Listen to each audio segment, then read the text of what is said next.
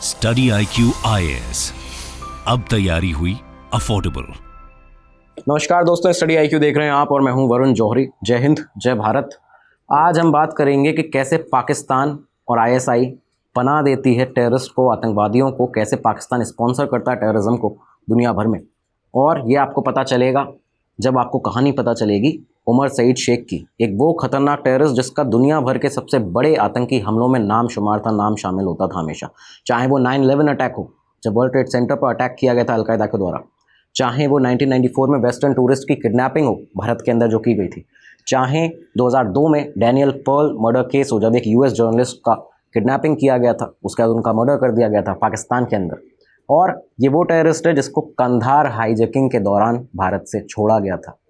तो कैसे इस खतरनाक टेररिस्ट को पाकिस्तान आज तक पनाह देता हुआ आ रहा है, एक तरह से उसको सेफली सिक्योरली रखता हुआ आ रहा है, अपने यहाँ सपोर्ट करती है ISI उसे। तो ये सब आज आपको पता चलने वाला है। और ये वही उमर सईद शेख है जिसने 2008 में जब मुंबई अटैक्स हुए थे, उस समय पर भारत और पाकिस्तान के बीच में एक फर्जी कॉल करके दोनों ही देशों को कैसे उसने एक वॉर का माहौल क्रिएट कर दिया था, ये भी आज आपको पता चलेगा। तो एक बहुत ही महत्वपूर्ण एपिसोड होने वाला है आप लोगों के लिए। कई सारी जानकारियां आपको पता चलेंगी, इंटरनल इन्फॉर्मेशन पता चलेंगी कई सारी, और आपको इंटरनल सिक्योरिटी के मुहाने से भी, उसके लिहाज से भी बहुत जानकारी यहाँ पे मिलेगी। तो आपके UPSC के लिहाज से भी ये बहुत ज़्यादा इंपॉर्टेंट हो जाता है वीडियो। इसको ज़रूर पूरा देखिएगा और जो भी आपकी क्वेरीज हो मुझसे मेरे सोशल मीडिया हैंडल्स पर जुड़ सकते हैं, हम लोग वहाँ पर बातचीत करेंगे, आपकी जो भी क्वेरीज होंगी उनको सॉल्व किया जाएगा। तो अब शुरू करते हैं आज के इस एपिसोड को। तो शुरुआत होती है 1994 से। देखिए 1994 वो साल था जब मसूद अजहर को, भारत जब मसूद अजहर आया उसको पहली बार यहाँ पे पकड़ा गया, अरेस्ट कर लिया गया था। इसके बाद ही एक और आतंकवादी था जो कि भारत आने वाला था, ठीक है। और एजेंसीज को इसके बारे में खबर भी नहीं थी। इस आतंकवादी को कई लोग नहीं जानते थे, कई लोगों ने इसको देखा भी नहीं था। लेकिन ये जो आतंकवादी था जिसकी उम्र उस समय करीबन सिर्फ 21 साल की थी, ये काफ़ी ज़्यादा खतरनाक साबित हो सकता था। इसका भारत आने का एक मकसद था, और ये मकसद था कि मसूद अजहर जैसे 10 अलग अलग मिलिटेंट्स हैं, 10 अलग अलग आतंकवादी हैं जिन्हें ये भारत से रिहा कराना चाहता है। इसके लिए इसको एक प्लान बनाना था, एक मिशन के दौरान इसको भेजा गया था। इसी के तहत जुलाई 1994 का वो महीना था जब ये टेररिस्ट, जिसका नाम था उमर सईद शेख, जो कि रोहित वर्मा के एक फर्जी नाम पे, एक फर्जी भारतीय नाम पे, ये दिल्ली IJ एयरपोर्ट पहुंच जाता है। दिल्ली के IJ एयरपोर्ट आता है। लेकिन उमर सईद शेख जो था, इसका बैकग्राउंड एक बार आप जान लीजिए। देखिए, एक अमीर पाकिस्तानी गारमेंट मर्चेंट का लड़का था, ठीक है, उसका बेटा था। जो माता पिता थे दोनों इसके वो पाकिस्तानी थे, लेकिन बाद में इंग्लैंड में जाके बस गए थे। और इसी के साथ जन्म जो था उमर सईद शेख का, वो 1973 जनवरी के महीने में हो गया था। यहाँ पे 1973 में इसका लंदन में जन्म हुआ था। आतंकवादी मानसिकता आप देखिए कि बचपन से ही बेस्ट एजुकेशन मिली, अच्छी पढ़ाई लिखाई करवाई माता पिता ने, प्राइमरी स्कूल में लंदन में पढ़वाया। उसके बाद में प्रेस्टिजियस जो लंदन स्कूल ऑफ इकोनॉमिक्स है, LSE है, वहाँ पे डिग्री के लिए इसको भेजा गया। लेकिन आतंकवादी मानसिकता इस तरह की थी कि वो आतंकवाद की तरफ ही बढ़ा, इतनी अच्छी जगह पे पढ़ाई करने के बाद भी। तो ये एक मानसिकता है आतंकवादी जो कि जिसके तहत ये यहाँ पे इस रास्ते पे निकल चुका था। LSE में जब इसका दाखिला हुआ था, लंदन स्कूल ऑफ इकोनॉमिक्स में, इसके 1 साल बाद ही ये बोस्निया जाता है। बोस्निया में दरअसल जो बाल्कन्स वॉर चल रही थी अर्ली 90s में, तो ये जो वॉर चल रही थी वहाँ पे ये जाता है, वहाँ पहुँच जाता है। और वहाँ पे जाके एक तरह से इसका रवैया ये था कि मुस्लिम कम्युनिटी के जो लोग हैं उनके लिए वहाँ पे ये जा रहा है। लेकिन वहाँ पे ये पाकिस्तानी आतंकवादियों के संपर्क में आ जाता है। पहले से ही ये हरकतुल अंसार के जो कुछ आतंकवादी थे लंदन में, उनके संपर्क में था, उनके कांटेक्ट में रहता था और सब कई लोगों को जानता था उस समय से भी। तो हमेशा से आतंकवाद की तरफ ही अपना रुख करना चाहता था। बोस्निया के बाद अब ये यहाँ से पाकिस्तान गया, पाकिस्तान में टेररिस्ट ट्रेनिंग लेता है, और इसी के बीच में मौलाना मसूद अजहर से भी मिला था, ठीक है। ये था बैकग्राउंड ओवरऑल उमर सईद शेख का।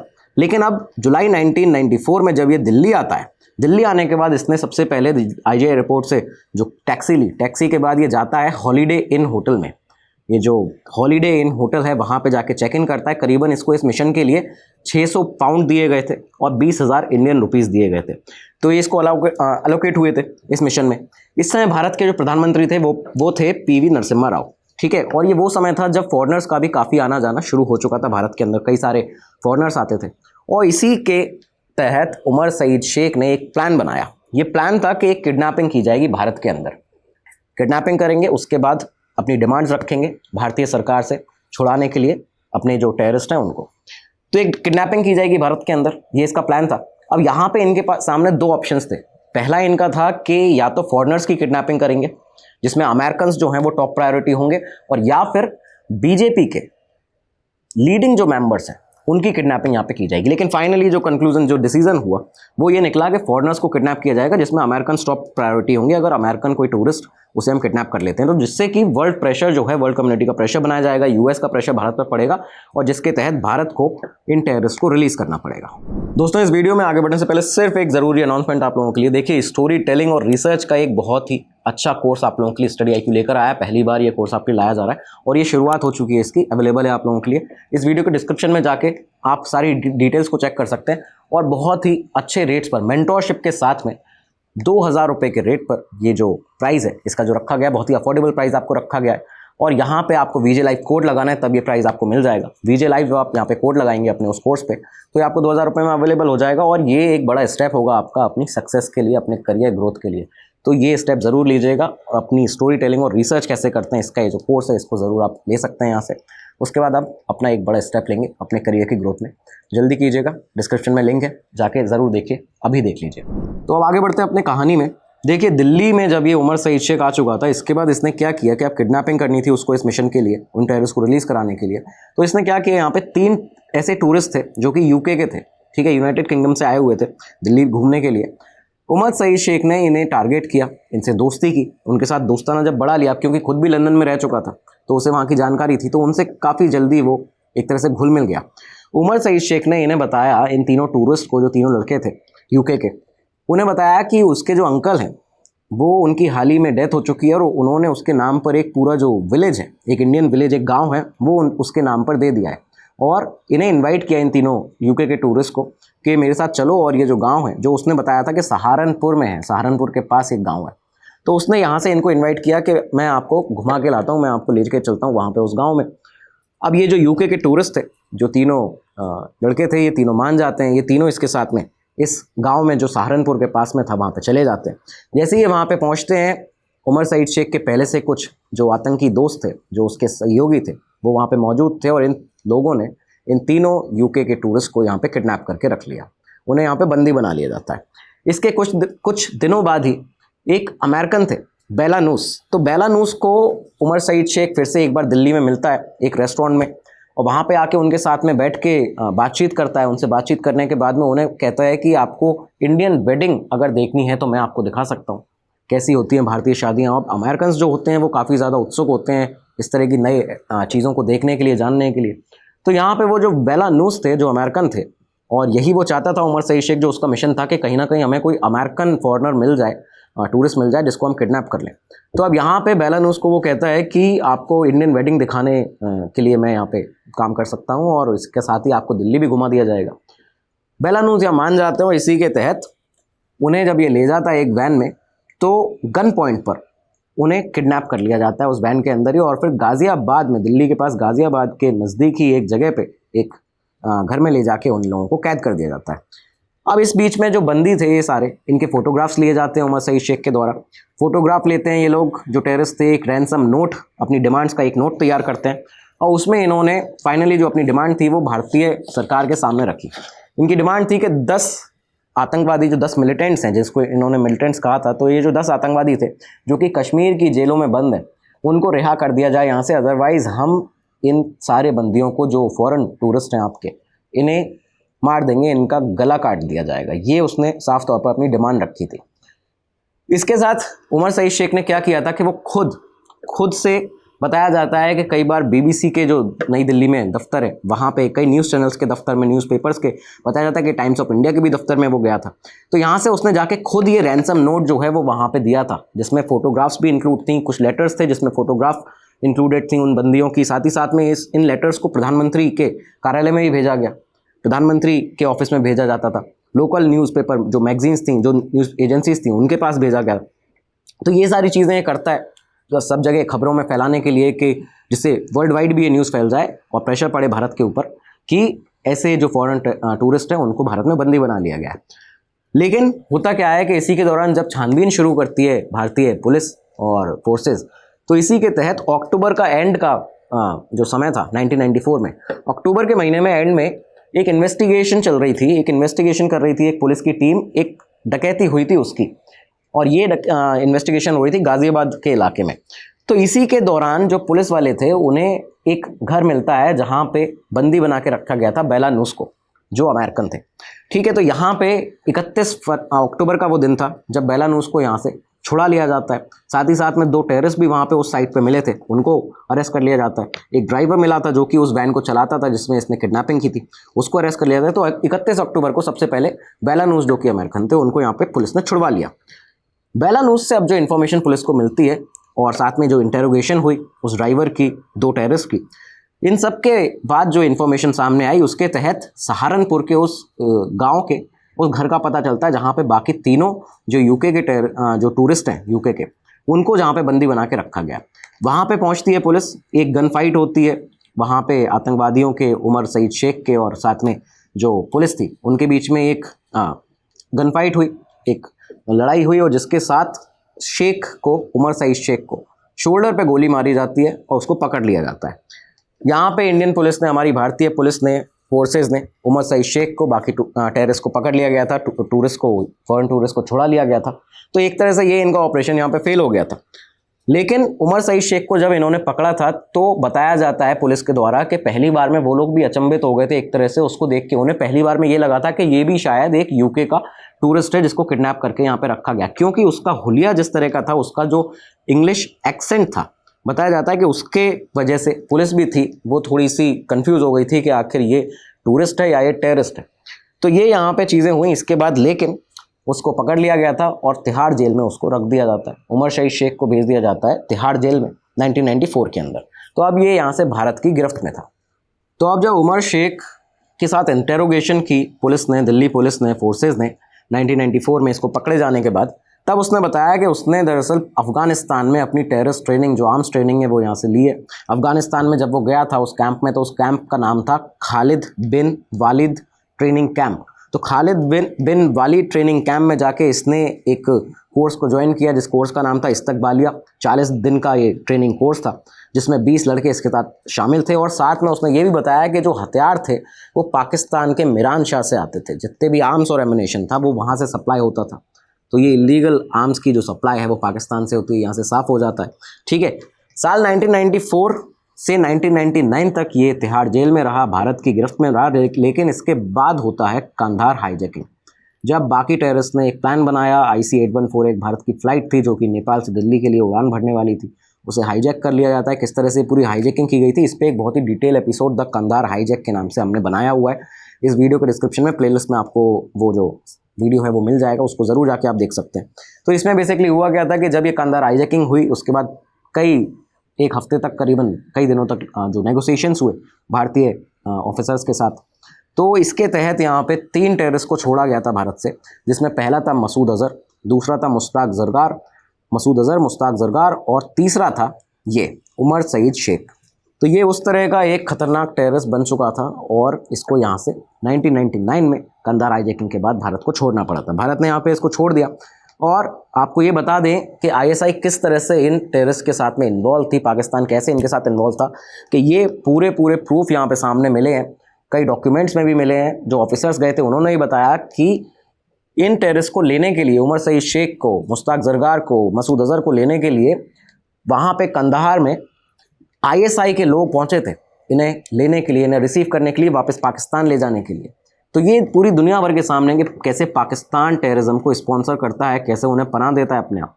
ये लोग यहाँ पे ISI के लोग पहुँचे थे, इनकी पहचान करने के लिए पाकिस्तान से उनके घर वालों को लाया गया था, पहचान की गई टेररिस्ट की, उसके बाद इनको रिलीज़ किया गया था। तो इसके बारे में डिटेल एपिसोड हमने किया है। अच्छा, अब रिलीज़ के बाद क्या हुआ? रिलीज़ के बाद देखिए इन आतंकवादियों ने क्या किया। मसूद अज़हर जो था, मसूद अज़हर ने उसी साल, मतलब अगले ही साल 2000 में जैश-ए-मोहम्मद, एक आतंकी संगठन जैश-ए-मोहम्मद को बनाया।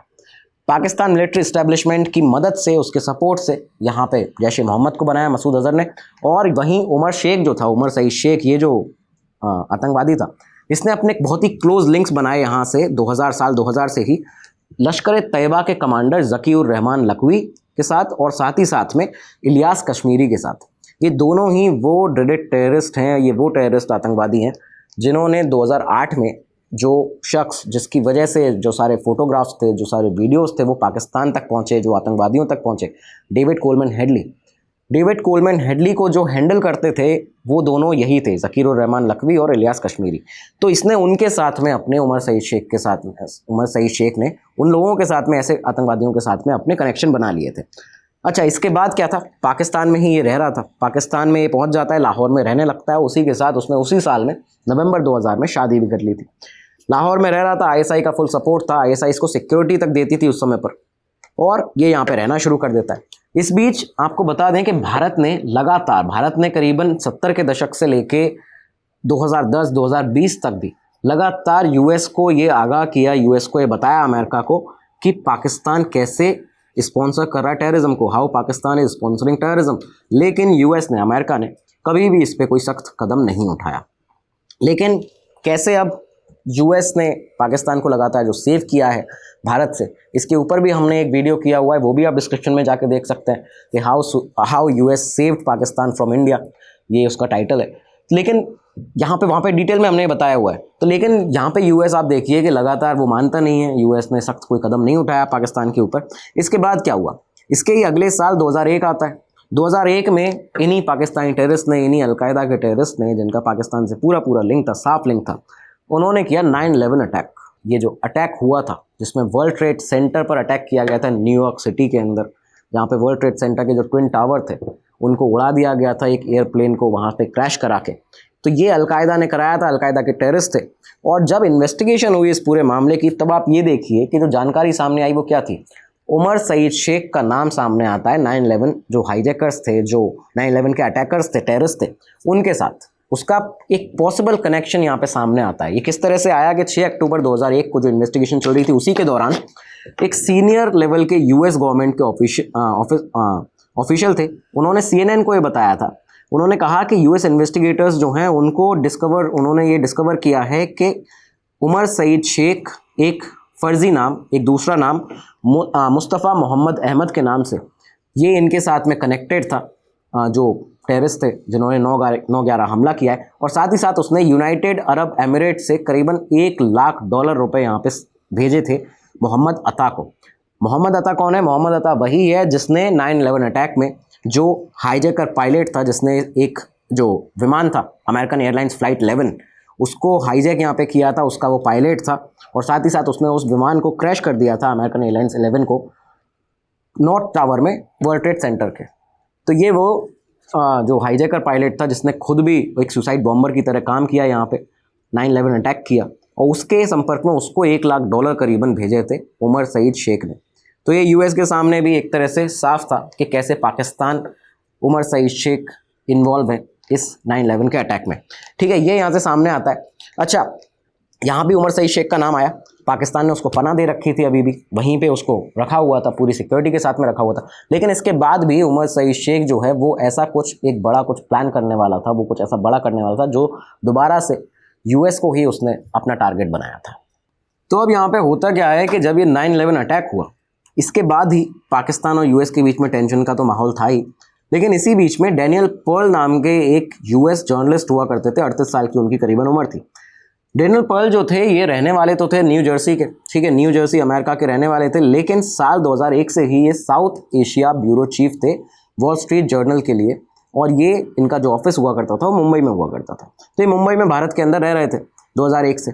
लेकिन इसी के तहत अगले साल क्या होता है, 2002 का साल आता है, और एक शू बॉम्बर था, शू बॉम्बर एक रिचर्ड रीड्स करके उसका नाम था, जो कि ब्रिटिश सिटीज़न था, यूके का रहने वाला था। तो ये जो शू बॉम्बर था, इसकी इन्वेस्टिगेशन के लिए, उस स्टोरी की इन्वेस्टिगेशन के लिए जो जर्नलिस्ट थे, पत्रकार थे डैनियल पर्ल, उन्होंने क्या किया कि उन्हें ये पता था कि इसके लिंक्स हैं, इस रिचर्ड रीड के, जिसको शू बॉम्बर के नाम से जाना जाता है, उसके लिंक्स हैं अलकायदा के साथ में। इसकी छानबीन के लिए उस स्टोरी के सिलसिले में उनका यूएस और पाकिस्तान के बीच जब वो तनाव का माहौल चल रहा था, उस बीच में ही उनका जाना होता है पाकिस्तान, उन्हें पाकिस्तान जाना पड़ता है।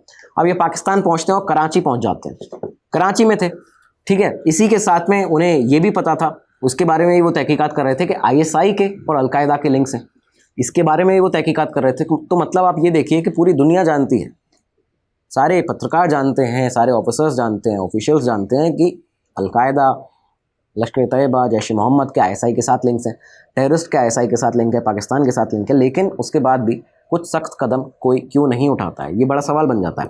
ठीक है, तो अब ये चीज़ यहाँ पे थी, डैनियल पर्ल इसकी इन्वेस्टिगेशन करने के लिए इन्वेस्टिगेटिव जर्नलिस्ट थे, तो वहाँ पे पहुंचे हुए थे पाकिस्तान में। पाकिस्तान में डैनियल पर्ल अपनी वाइफ के साथ गए हुए थे।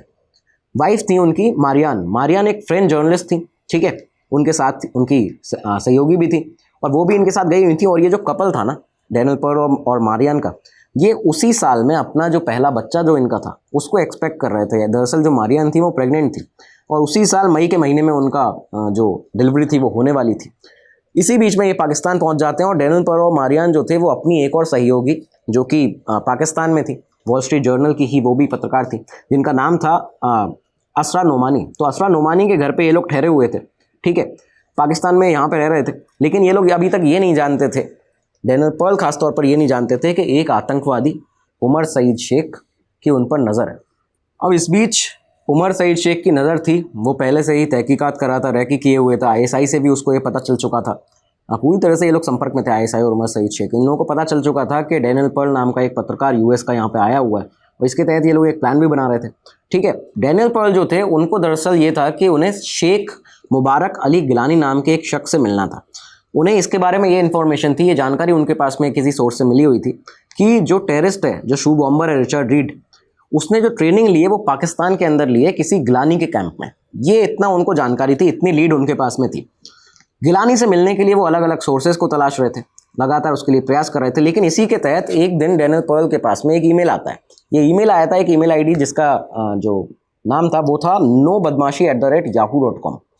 अब ये जो nobadmashi@yahoo.com था, इसको देख के ही डैनियल पर्ल को समझ जाना चाहिए था कि इसका असल में मतलब क्या होता है। मतलब ये कोई फेक आईडी ही हो सकती है, यहाँ से कोई हो सकता है उनके साथ खिलवाड़ करना चाह रहा हो, उनके साथ कोई फ्रॉड करना चाह रहा हो, या फिर उनकी जान को भी खतरा इसमें हो सकता है क्योंकि वो पाकिस्तान में है। ठीक है, तो ये जो ईमेल था, इससे ने ईमेल आता है, एक बशीर नाम के शख्स ने ये ईमेल भेजा था nobadmashi@yahoo.com से, और उस बशीर ने ये कहा था उस ईमेल में कि मैं आपका एक इंटरव्यू सेटअप करा सकता हूँ गिलानी के साथ। अब यहाँ से जो डैनियल पर्ल थे वो लगातार लगे ही हुए थे कि गिलानी के साथ उनकी मुलाकात हो जाए, ठीक है, उसे उन्हें इन्फॉर्मेशन अपनी स्टोरी के लिए, इन्वेस्टिगेटिव जर्नलिज्म की उस स्टोरी के लिए इन्फॉर्मेशन मिल जाए। लेकिन इसी के तहत यहाँ पे ये जो ईमेल आया, इसके बाद बशीर से उनकी मुलाकात होती है, बातचीत होती है, और बशीर ने उनको इस तरह से दिखाया था खुद को जैसे वो खुद एक फैमिली मैन है, वो बहुत ही सीधा साधा आदमी है पाकिस्तान को, और वो कनेक्शंस उसके हैं, तो वो यहाँ पे गिलानी से उन्हें मिलवा सकता है डैनियल पर्ल को। अब दिन आता है 23 जनवरी 2002। ये वो दिन था जब डैनियल पर्ल मिलने जाने वाले थे गिलानी से, बशीर उन्हें मिलवाने वाला था। डैनियल पर्ल अपने रास्ते पे थे, डैनियल निकलते हैं अपने जहाँ वो ठहरे हुए थे असरा नोमानी के वहाँ पे, तो वहाँ से वो निकलते हैं और रास्ते में ही उन्हें बशीर मिलता है। बशीर से मिलने के बाद में आपको ये बता दें इस समय पर कि बशीर और कोई नहीं, टेररिस्ट उमर सईद शेख ही था। बशीर जो था वो उमर सईद शेख ही था, जो कि डैनियल पर्ल से एक बार फिर से उसकी जो प्लानिंग थी वो ये थी कि उन्हें किडनैप करने का वो प्लान बना रहा था यहाँ पे।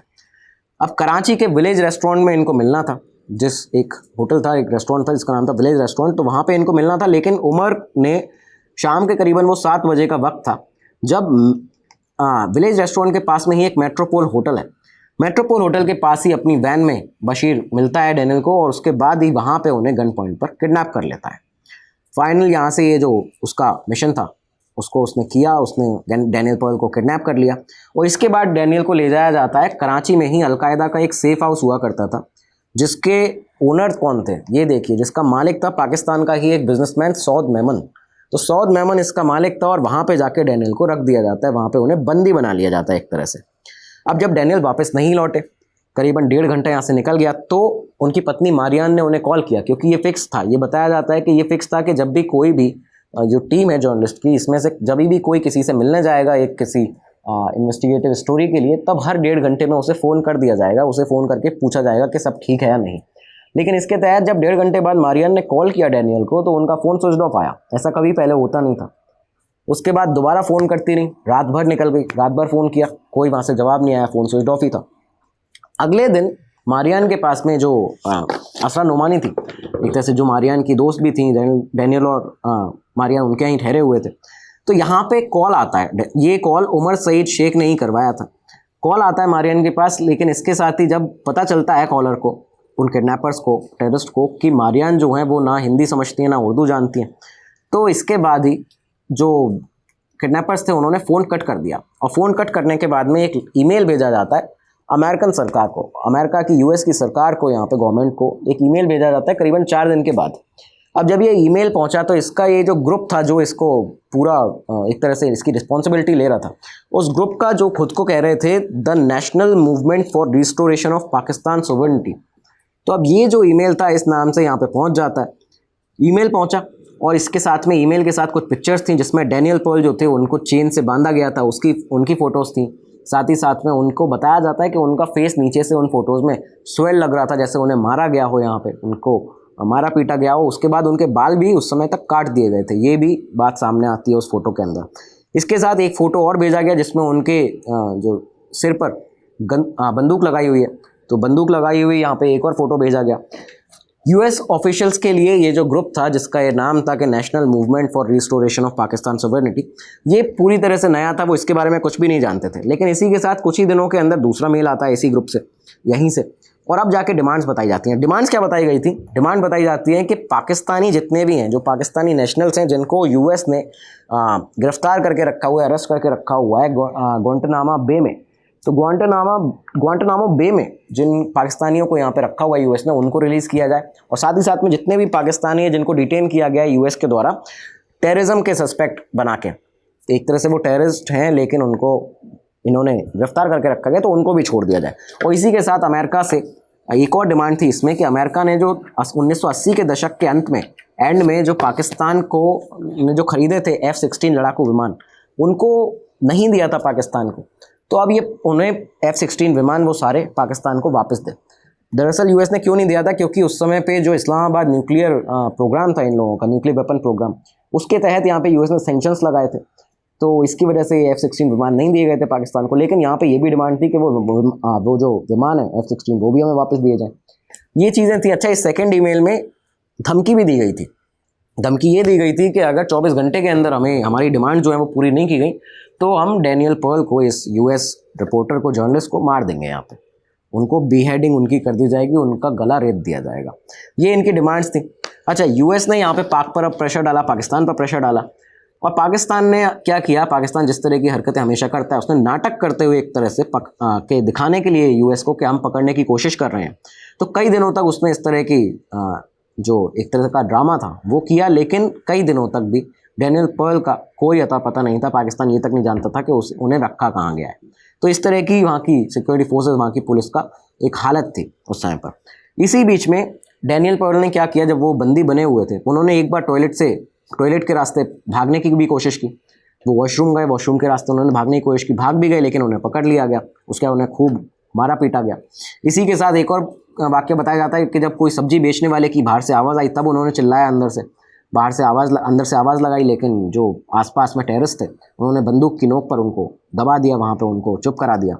ये सब चीज़ें चलती हैं। लेकिन इसके बाद फाइनली यूएस, एक तरह से कहा जाए कि यूएस जागा, और यूएस ने क्या किया, अपनी फोर्सेस से जो ईमेल आईडी थी जिससे मेल आया था यूएस ऑफिशियल्स के पास में, उस मेल आईडी का आईपी एड्रेस चेक कराया। आईपी एड्रेस जब चेक होता है तो इसके साथ ही उस पते पर, उस जगह पर, एड्रेस पर पहुंचा जाता है कराची के अंदर, लाहौर के अंदर, और साथ में वहाँ पे 3 टेररिस्ट को अरेस्ट कर लिया जाता है, 3 लोगों को अरेस्ट किया जाता है। आईएसआई का इसमें इस तरह का इन्वॉल्वमेंट था। आप यहाँ पे ये देखिए आईएसआई किस तरह से उमर सईद शेख का साथ दे रही थी कि उमर सईद शेख ने इन गिरफ्तारियों के बाद, जब वो 3 लोग गिरफ्तार हुए, तो उसने जाके खुद से सरेंडर कर दिया। एक तरह से कहा जाता है कि उसने सरेंडर किया, लेकिन वो मिली भगत थी। उसने सरेंडर यहाँ पे किया फॉर्मर आईएसआई ऑफिसर जो कि ब्रिगेडियर एजाज शाह था उसके पास। और ब्रिगेडियर एजाज शाह जो आईएसआई का फॉर्मर था, उसने यहाँ पे शेख को करीबन अपने पास में 1 हफ्ते तक रखा। उसने पाकिस्तान की जो फोर्सेस थी, जो पुलिस थी, उनको उसकी खबर ही नहीं दी थी। 1 हफ्ते तक अपने पास रखता है। और फाइनली इसके बाद जब यूएस ने प्रेशर बनाया तो उमर सईद शेख को लाहौर में पकड़ लिया जाता है पाकिस्तान पुलिस के द्वारा। पकड़ा गया, हैदराबाद जेल में रखा गया पाकिस्तान की, ठीक है। और इस समय तक भी आप ये देखिए कि डैनियल पर्ल के बारे में कोई जानकारी पाकिस्तान पुलिस को नहीं थी। उमर सईद शेख से जब पूछा गया तो उसने भी इसके बारे में कोई भी जानकारी देने से मना कर दिया। ऐसे करके 1 महीना करीबन बीत जाता है। 1 महीना बीता। 21 फरवरी 2012 का दिन था जब एक वीडियो रिलीज होता है, और ये वीडियो पहुंचता है कराची में यूएस काउंसुलेट में।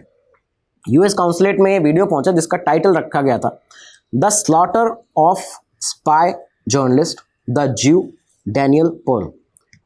ये टाइटल के साथ में एक वीडियो भेजा जाता है और इस 3 मिनट 36 सेकंड के वीडियो के अंदर ये दिखाया गया था कि पर्ल की आखिरी जो ज़िंदगी थी, जो उनकी ज़िंदगी के आखिरी मोमेंट थे, वो कैसे थे। उनकी आखिरी ज़िंदगी के कुछ मोमेंट दिखाए गए, उन्हें ज़बरदस्ती एक जो लिखित स्टेटमेंट था वो बुलवाया गया। उसके बाद डैनियल पर्ल का गला काट दिया गया था। उस लास्ट वीडियो में डैनियल पर्ल से ये बुलवाया गया था कि my name is Daniel Pearl, I am a Jewish American from Encino, California, USA. My father is Jewish, my mother is Jewish, I am Jewish, my family follows Judaism and we have made numerous family visits to Israel. ये यहाँ पे उन्हें बुलवाया गया था। इसके बाद ही उन्हें मार दिया गया था, मर्डर उनका कर दिया गया था, बहुत ही ब्रूटली उनको मारा गया था। और ये 3 मिनट 36 सेकंड का पूरा वीडियो US काउंसलेट कराची में भेजा गया था। अच्छा, ये पूरा 1 महीना बीत गया था यहाँ पे, आप ये देखिए। अब जब ये वीडियो रिलीज़ हुआ, और ये भी वीडियो उसी नाम से रिलीज़ हुआ था जिस नाम से ईमेल आ रहे थे, national movement for restoration of Pakistan sovereignty. Daniel Pearl की बॉडी के बाद में पता चला कि 10 टुकड़े किए गए थे और हत्या जो थी उनकी वो 6 फरवरी 2002 को ही कर दी गई थी। मतलब 23 जनवरी 2002 को उन्हें किडनैप किया गया और 6 फरवरी 2002 को ही उन्हें उनकी बहुत ही निर्मम हत्या कर दी गई थी। लेकिन इसके साथ ही 1 महीना लग जाता है, उनके बारे में कोई अता पता नहीं था। पाकिस्तान की पुलिस को, उनकी फोर्सेस को पता था लेकिन बताना नहीं चाहते थे। अब बेसिकली क्या होता है, यहाँ से उमर सईद शेख को भी गिरफ्तार क्योंकि कर ही लिया था उसने, क्योंकि खुद ही अपना सरेंडर कर दिया था ISI के ऑफिसर के साथ में। अरेस्ट के 5 महीने के बाद में पाकिस्तान की एक एंटी टेररिज्म कोर्ट ने माफ़ कीजिएगा, ये उमर सईद शेख को मौत की सज़ा सुनाई। अब आपको लगेगा कि अच्छा हुआ पाकिस्तान ने चलो इंसाफ तो किया, लेकिन ये सब सिर्फ एक ड्रामा था। ये आज की डेट में आपको सामने पता चल जाएगा किस तरह से एक ड्रामा था। उमर सईद शेख को, उसके टेररिस्ट जो साथी थे, उनको पाकिस्तान ने यहाँ से बचा लिया UK एक्स्ट्राडिशन उसका करने से।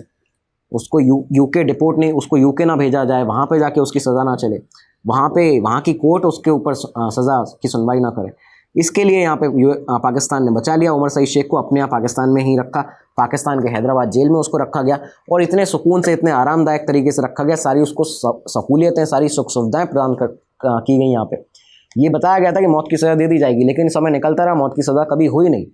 आप ये देखिए, यहाँ पे इतनी सहूलियत से रखा गया था पाकिस्तान के अंदर उसको कि 2008 में जब भारत के अंदर मुंबई में ये जो पाकिस्तान के टेररिस्ट थे, इन लोगों ने 26/11 का हमला किया। जब मुंबई पर टेरर अटैक हुआ था, 28 नवंबर की रात को ही यहाँ पे एक फर्जी कॉल आता है।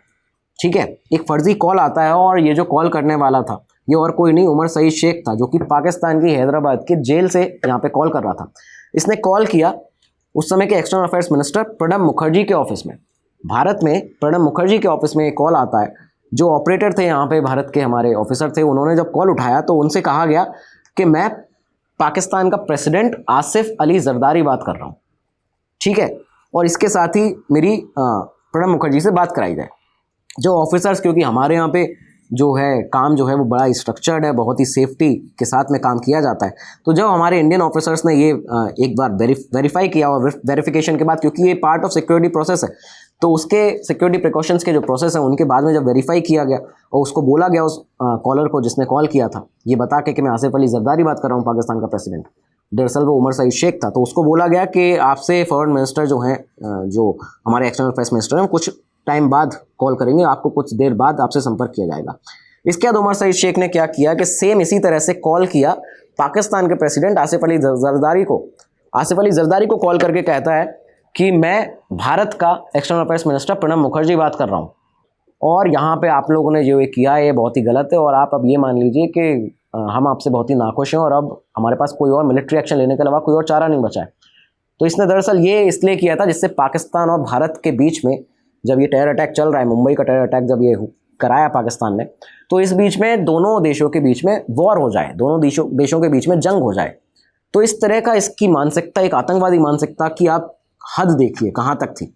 तो इसने ये एक चीज़ की। इसके साथ ही उसने पाकिस्तान के जो आर्मी चीफ का, जो आर्मी स्टाफ का जो चीफ था, उसे भी कॉल किया, उसे भी कॉल करके यही धमकी दी भारत की तरफ से। तो ये वो इस तरह की हरकतें यहाँ पे कर रहा था। और ये बताया जाता है कि US सेक्रेटरी को भी, US सेक्रेटरी ऑफ स्टेट को भी उसने सेम इसी तरह का एक कॉल किया था, भारत पाकिस्तान के ही मुद्दे पर बात करने के लिए। तो ये बहुत ही अचंभे की बात है कि पाकिस्तान की हैदराबाद जेल से बैठकर एक टेररिस्ट इस तरह के कॉल कर रहा है एक ऐसी टेंशन भरी कंडीशन में जो कि दोनों देशों के बीच चल रही है, और उसके बीच में वो वॉर कराना चाहता है। तो ये एक आतंकवादी मानसिकता थी उसकी। अच्छा, इसके बाद हुआ क्या था ये देखिए कि भारत में तो इस कॉल का कोई ज़्यादा प्रभाव नहीं पड़ा, लेकिन बताया जाता है कि पाकिस्तान के जो लीडर्स थे वो सीधा अपनी जो उस समय के प्रेसिडेंट थे उनके पास में पहुंच गए थे, और साथ में प्रेसिडेंट जो थे उन्होंने एक मीटिंग बुला ली थी और ये कहा था कि भारत हो सकता है कि पाकिस्तान के ऊपर स्ट्राइक कर दे। प्रणब मुखर्जी का कॉल आया हमारे पास में, तो वो इस तरह की चीज़ें वहाँ पे होने लगी थी। बाद में अगले ही दिन यहाँ पे बताया जाता है अगले ही दिन 29 नवंबर को हैदराबाद जेल के अंदर जब पता चला कि यहाँ से कॉलिंग हुई है, और जब हैदराबाद जेल के अंदर रेड की गई, जब देखा गया कि आखिर ये किया किसने, तो उमर सईद शेख के पास से कई सारे मोबाइल फ़ोन्स और 12 सिम कार्ड यहाँ से बरामद हुए थे जेल के अंदर से। आईएसआई की सिक्योरिटी सेफ्टी में तो रह ही रहा था, उसके पास मोबाइल फ़ोन्स और 12 सिम कार्ड्स भी थे। वो अलग अलग जगह अपना ऑपरेट भी करता रहता था यहाँ से, और एक टेररिस्ट को इस तरह से पाकिस्तान ने रखा हुआ था। ये यहाँ से दुनिया के सामने साफ़ हो जाता है। अच्छा, इसके बाद क्या किया पाकिस्तान ने, अब दुनिया को कुछ तो दिखाना है, दुनिया के सामने कुछ तो सामने लाएंगे कि हमने कोई एक्शन लिया। तो उन्होंने क्या किया कि उमर सईद को कराची शिफ्ट कर दिया, यहाँ से हैदराबाद जेल से कराची जेल में शिफ्ट कर दिया जाता है। ठीक है, और ये उसके बाद वहाँ पर रहता है, लगातार में रहता है, और जो मौत की सज़ा देने की जो एक जजमेंट था कोर्ट का, एंटी टेररिज्म कोर्ट का, वो कहीं हवा हो जाता है, उसके ऊपर कोई कार्रवाई नहीं की जाती है, ये मौत की सज़ा उसको नहीं दी जाती अभी तक। अब 2011 आ जाता है जनवरी, 2011 जनवरी में एक रिपोर्ट प्रिपेयर की जाती है centre for public integrity CPI के द्वारा, और साथ में एक जर्नलिस्ट की एक ऑर्गेनाइजेशन जो international consortium of investigative journalist ICIJ, तो इनके द्वारा, इनके मेंबर्स के द्वारा एक रिपोर्ट पेश की जाती है, एक पूरी रिपोर्ट बनाई जाती है। करीबन ये डैनियल पॉल की मर्डर के बाद से ही ये रिपोर्ट बनाने पे ये लोग लग चुके थे, जर्नलिस्ट जो थे। और इसके साथ में जो ये रिपोर्ट थी उसमें साफ तौर पर ये सामने था कि पाकिस्तान के टेररिस्ट ग्रुप्स, जिसमें हरकतुल अंसार, हरकतुल जिहाद, हरकतुल मुजाहिदीन के लोग शामिल हैं, सिपाही साहिबा पाकिस्तान के लोग शामिल हैं इसमें, और ये सभी लोगों ने मिलकर डैनियल पर्ल का जो मर्डर हुआ है, जो उनका किडनैपिंग हुई है, उसमें ये लोग शामिल थे उमर सईद शेख के साथ। ये सारी चीज़ें यहाँ पे सामने आती हैं, लेकिन इसके बावजूद उमर सईद शेख के ऊपर कोई सख्त कदम पाकिस्तान ने नहीं उठाया। अच्छा, इसके बाद एक और टर्न आया यहाँ पे। एक टर्न किस तरह से आया था, उमर सईद शेख के बारे में लोग कहते हैं कि उमर सईद शेख ने जो है डैनियल पर्ल का मर्डर नहीं किया, उसने सिर्फ किडनैपिंग की थी। लेकिन ये इस तरह से एक टर्न आया, ये क्यों ऐसा कहा जाता है कि दरअसल उमर सईद शेख को बचाने के लिए प्रयास किया गया, और ये किया गया होगा ये प्रयास उसको बचाने के लिए ही, क्योंकि 10 मार्च 2007 की ये बात है जब ग्वांटानामो बे में जो 9/11 अटैक जिसने किया था अमेरिका के ट्विन टावर पे, जो वर्ल्ड ट्रेड सेंटर पे, तो उसका जो एक मुख्य आरोपी था, जो मेन उसका मास्टरमाइंड था, खालिद शेख मोहम्मद ने ग्वांटानामो बे जेल में 10 मार्च 2007 को US ऑफिसर्स को एक बयान दिया, एक स्टेटमेंट वो सडनली यहाँ से देता है। और एक स्टेटमेंट सामने क्या देता है वो, कि मैंने खुद से कराची जाकर, इस दौरान 2002 में खुद कराची जब मैं गया था, जब ये डैनियल पर्ल की किडनैपिंग की गई थी, उसके बाद मैंने अपने हाथों से डैनियल पर्ल को मारा है, मैंने अपने हाथों से उसका गला काटा है। ये बयान सडनली यहाँ से खालिद मोहम्मद शेख ये जो था ये दे देता है। अच्छा, इसी को बेस बनाकर क्या किया गया, 2020 की ये बात है, 2020 में उम्र कैद की सज़ा जो हो चुकी थी पहले ही उमर सईद शेख को पाकिस्तान कोर्ट के द्वारा, क्या किया गया कि उसके जो लॉयर्स थे उमर के, यहाँ पे उन लोगों ने इसी बयान को, खालिद मोहम्मद शेख के, उसको बेस बनाते हुए उसके लॉयर्स ने अप्रैल 2020 में उस पूरी सज़ा को, जो मौत की सज़ा थी, उसको 7 साल की सज़ा में तब्दील करा दिया। और इसके साथ ही उसको तब्दील कराने के बाद ही अगले ही साल मार्च 2021 में कोट लखपत जेल में एक रेस्ट हाउस है, वहाँ पे उमर सईद शेख को रख दिया जाता है, और बताया जाता है कि वो आज भी वहीं है। और कुछ खबरें अभी हाल ही में ये भी आई हैं कि उसको फाइनली अब रिलीज़ भी कर दिया गया। तो ये एक तरह से आप देखेंगे कि पाकिस्तान कैसे टेररिज्म को, ऐसे टेररिस्ट को स्पॉन्सर करता है, उन्हें सेफ्टी सिक्योरिटी के साथ में रखता है। ISI military establishment of Pakistan उनका सपोर्ट करता है कि सुप्रीम कोर्ट ऑफ पाकिस्तान ने एक जजमेंट दिया कि फाइनली उसको, जिसको पहले मौत की सज़ा दी गई थी, उसको अब 7 साल की सज़ा में तब्दील कर दिया जाए। उसके साथ ही अब उसको शायद छोड़ भी दिया गया है यहाँ पे पाकिस्तान के द्वारा। तो ये सारी खबरें और ये सारी आज का ये एपिसोड था कि कैसे पाकिस्तान टेररिज्म को सपोर्ट कर रहा है। पूरी दुनिया भर में जो बड़े बड़े आतंकी हमले हुए उन्हें सपोर्ट करता है, ऐसे खौफनाक, एक खतरनाक टेररिस्ट को पनाह दे के रखता है अपने, और उसको सहूलियतों के साथ में, तमाम सहूलियतों के साथ में अपने यहाँ रखे हुए हैं। तो दोस्तों, ये था आज का एपिसोड। उम्मीद है आपको एपिसोड बहुत पसंद आया हो, और इसके बारे में आप अपनी कमेंट्स में भी अपनी राय बता सकते हैं, अपने सवाल पूछ सकते हैं। अगले वीडियो में आपके सवाल लिए जाएंगे। इस वीडियो में आज जिन लोगों के सवाल, जिन हमारे व्यूअर्स के सवाल जो टीम ने शॉर्टलिस्ट किए हैं, तो उनको अब पढ़ने का समय आ चुका है। तो आज जो शॉर्टलिस्ट हुए हैं आपके कमेंट्स, उनमें से पहला कमेंट है भविंद्र जी का कमेंट है, 3448 इनका यूज़र नेम है। इन्होंने कहा है यहाँ पे कि sir make a video about captain Manoj Kumar Pandey PVC 1999 operation Vijay. बिल्कुल भविंदर जी, ये जो हमारे वीर भारत के सपूत कैप्टन मनोज कुमार जी हैं, मनोज कुमार पांडे जी, परमवीर चक्र से सम्मानित हुए 1999 वॉर ऑपरेशन विजय। तो इनके बारे में बिल्कुल एक डिटेल एपिसोड आपके लेकर आया जाएगा। कई सारे हमारे ऐसे जाबाज भारत के जो सैनिक रहे हैं, जो हमारे सपूत रहे हैं, वीर सपूत, जो वीर गति को भी प्राप्त हुए, उनके बारे में भी हमने कई सारे ऐसे एपिसोड्स किए हैं। मेजर मोहित शर्मा के ऊपर, कैप्टन विक्रम बत्रा के ऊपर, संदीप उन्नीकृष्णन जी के ऊपर। तो यहाँ पे उनके बारे में हमने पूरे एपिसोड्स किए हैं। आप उनको भी जाके इस वीडियो के प्लेलिस्ट में देख सकते हैं। आपके कमेंट के लिए बहुत बहुत धन्यवाद। ज़रूर इस आपकी रिक्वेस्ट को एक्सेप्ट किया जाएगा। अच्छा, अगला कमेंट लिया गया है अभिषेक पटेरिया जी का, जिन्होंने कहा है कि थैंक यू, अमेजिंग डिटेल्स मिलती हैं आपसे।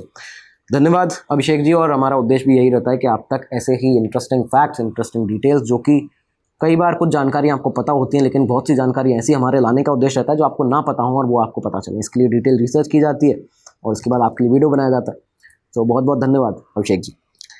अच्छा, इसके बाद अमन सिंह VJ6EW, इनका कमेंट है, hi Varun, please make a video on Illuminati, it's too much complicated topic and you can explain it in easy way, thanks. Aman, इसके बारे में जो इल्यूमिनाटी का ये जो टॉपिक है, इसके बारे में वीडियो बनाने का हमने विचार किया था और हो सकता है कि इन फ्यूचर आपके लिए एक वीडियो लेकर आया भी जाए। और लेकिन इससे भी बहुत ही ज़्यादा इम्पोर्टेंट कई सारे टॉपिक्स हैं जो अभी आपको फ़िलहाल पता होने ज़रूरी हैं। और हमारा ये अभी मकसद है कि हम उन टॉपिक्स के लिए उन पर काम करें और आपके लिए वो टॉपिक्स लेकर आएँ। लेकिन आपकी इस रिक्वेस्ट को भी लिया जाएगा और इस पर भी एक वीडियो जल्दी ही आपके लिए लेकर आया जाएगा। अच्छा, इसके बाद सोनू चौधरी जी का एक कमेंट आया है कि डैनियल पर्ल पर एक वीडियो। सर सोनू जी, आपकी रिक्वेस्ट तो एक्सेप्ट हो ही चुकी है। आपने देखा कि आज का जो हमारा वीडियो था वो डैनियल पर्ल के ऊपर ही था। और डैनियल पर्ल मर्डर केस के ऊपर बहुत समय से हमारे पास में वीडियोस की रिक्वेस्ट आ रही थी कि सर इस टॉपिक पर वीडियो बनाइए, इसमें हुआ क्या था, सर में उमर शहीद शेख कौन था, उसके ऊपर वीडियो। तो इसलिए आज आपके लिए टॉपिक लेकर हाजिर। तो आप देख सकते हैं कि आप ही के टॉपिक हम कई बार ऐसे लेते हैं जिसमें आपकी ज़्यादा रिक्वेस्ट आती है, तो उसके बाद उन पर वीडियो बनाया जाता है। तो सोनू जी, ये वीडियो आज आप समझ लीजिए कि आपके लिए, तो आपकी रिक्वेस्ट पर है, ठीक है। अच्छा, इसके बाद आशीष नागर जी का कमेंट है, great work and great speaking, thank you Ashish ji. इसके बाद अगला कमेंट है अर्पित सिंह 1893, इनका यूज़र नेम है, sir lucky best commando and RWA agent. ये आपने गलत लिख दिया है Arpit ji. Research and analysis wing वो रॉ है, RNAW है। तो यहाँ पे रॉ एजेंट एंड NSG कमांडोज के बारे में वीडियो बनाइए और उनके बारे में जानकारी दीजिए, आपसे निवेदन है। बिल्कुल अर्पित जी, हमने बहुत सारे वीडियोस RNAW के ऊपर, रॉ के ऊपर भी बनाए हुए हैं, बहुत ही डिटेल वीडियोस हैं। वो आप इस वीडियो के डिस्क्रिप्शन में प्लेलिस्ट मिलेगी आपको, उसमें आप जाके देख सकते हैं। तमाम सारे वीडियोस आपको RNAW के ऊपर मिल जाएंगे और साथ में NSG कमांडो और लकी बेस्ट के ऊपर जो वीडियो आप कह रहे हैं वो भी जल्दी से जल्दी आपके लाया जाएगा, अगर आपकी ये डिमांड है। और अगर बाकी लोग भी इस तरह की डिमांड करते हैं तो बताइएगा कमेंट सेक्शन में इन टॉपिक्स के ऊपर वीडियो लाना चाहिए या नहीं, और बिल्कुल आपके लिए वीडियो लेकर फिर आया जाएगा। अच्छा, इसके बाद अगला कमेंट जो है वो है मनीष कुमार HJ1JI, ये इनका यूज़र नेम है। इन्होंने कहा कि first of all I really appreciate your appreciation for the way you conduct research and present stories, thank you Manish ji. I have a small request, could you create a video covering all the wars that India has fought and World War First and Second at the same time? Keep up the good work and best of luck. Manish ji, thank you so much आपके comment के लिए। आपने बहुत ही अच्छा comment किया और साथ ही साथ में आपका जो रिक्वेस्ट है वीडियोस का वो भी बहुत ही अच्छा है। भारत ने जितनी जंग लड़ी हैं, जीती हैं, उनके बारे में भी हम वीडियोस करेंगे। और मेरा मानना है कि हमने 1971 और 1976 जो 1965 वॉर थी और 1971 वॉर थी, उसके ऊपर हमने वीडियो कर दिया। आप डिस्क्रिप्शन में जाकर प्लेलिस्ट में देख सकते हैं और काफ़ी सारे वीडियोस किए हैं। आपको कई अच्छे वीडियोस वहाँ पे मिलेंगे, इसी तरीके के वीडियोस मिलेंगे जो आपका इंटरेस्ट है। तो धन्यवाद आपके कमेंट के लिए। अच्छा, अगला कमेंट है अजय 4300। उन्होंने कहा कि sir please upload a new RNAW series. बिल्कुल अजय जी, लाई जाएगी RNAW के ऊपर आपके लिए एक नई वीडियो। और S शुक्ला 6653 का कमेंट है, ये लास्ट कमेंट हम ले रहे हैं यहाँ पे इस जो टीम ने शॉर्टलिस्ट किया है। Sir please make a video on Raghuraj Pratap Singh Raja Bhaiya. ठीक है, बिल्कुल S शुक्ला जी, आपके लिए ये जो आपकी रिक्वेस्ट है उसको रखा जाएगा आगे, और आपके लिए रघुराज प्रताप सिंह उर्फ राजा भैया, उनके ऊपर भी एक वीडियो लेकर आया जाएगा। तो दोस्तों इसी तरह से कमेंट करते रहिए, आपके सवाल पूछते रहिए, सवाल भी पूछा करिए उस कमेंट सेक्शन में, जिससे कि आपको और ज़्यादा जानकारी मिलेगी किसी टॉपिक में। अगर हमने कोई जानकारी नहीं बता पाई है तो उसके बारे में भी आपको आगे जानकारी मिलेगी। अच्छा, इसके साथ ही एक और सूचना जो आपके लिए इंपॉर्टेंट अनाउंसमेंट है वो ये है कि स्टोरी टेलिंग और रिसर्च का ये जो कोर्स है जो आपके लिए लाया गया है ना, इसमें आप ये मानिए कि ये आपकी करियर ग्रोथ में एक बहुत बड़ा बदलाव लेकर आएगा, आपकी करियर ग्रोथ को इंक्रीज़ करेगा, आपकी इमेजिनेशन को ब्रॉड करेगा। क्योंकि यहाँ पे आपको सिर्फ स्टोरी टेलिंग या रिसर्च कैसे करना ये नहीं सिखाया जाता, यहाँ पे आपको सिखाया ये भी जाता है कि आखिर अपनी बात को कहते कैसे, अलग अलग कंटेंट को गेन कैसे करना है, इन्फॉर्मेशंस को, फैक्ट्स को गेन कैसे करना है, कैसे निकाला जाता है, और साथ ही साथ में अपनी बात को रखा कैसे जाता है, प्रेजेंट कैसे किया जाता है, कॉन्फिडेंस को बिल्डअप कैसे किया जाता है, कम्युनिकेशन स्किल्स को बिल्डअप कैसे किया जाता है। तो ये जो कोर्स है करीबन 2000 रुपये इसका जो प्राइस है, जो आपको वीजे लाइव कोड लगाने के बाद मिलता है, और ये बहुत ही डिस्काउंटेड रेट पर आपके लिए यहाँ पे रखा गया है। और यकीन मानिए ये प्राइस कुछ भी नहीं है, आप जो करियर ग्रोथ में अपनी जो एक बड़ा स्टेप अपने करियर में लेंगे अपने फ्यूचर के लिए, उसके आगे ये प्राइस कुछ भी नहीं है। तो ज़रूर जाके इस वीडियो का डिस्क्रिप्शन में इस कोर्स को देखिएगा, और वहाँ पे जाके इसमें वीजे लाइव कोड आपको लगाना है, परचेस करेंगे तो आपको बड़ा डिस्काउंट तो ये जो मिलेगा ही, साथ में आप अपने ग्रोथ के लिए, करियर के लिए एक बड़ा कदम भी उठाएंगे। तो अब इजाज़त दीजिए, ऐसे ही वीडियो आपके लिए हम लेकर आते रहेंगे। अपने भी रिक्वेस्ट आप कमेंट सेक्शन में बता सकते हैं, कोई भी क्वेरी हो मुझसे मेरे सोशल मीडिया हैंडल्स पर जुड़ सकते हैं। और अब मिलते हैं अगले वीडियो में, तब तक लिए दीजिए इजाज़त। नमस्कार, धन्यवाद, जय हिंद, जय भारत। स्टडी IQ IAS, अब तैयारी हुई अफोर्डेबल।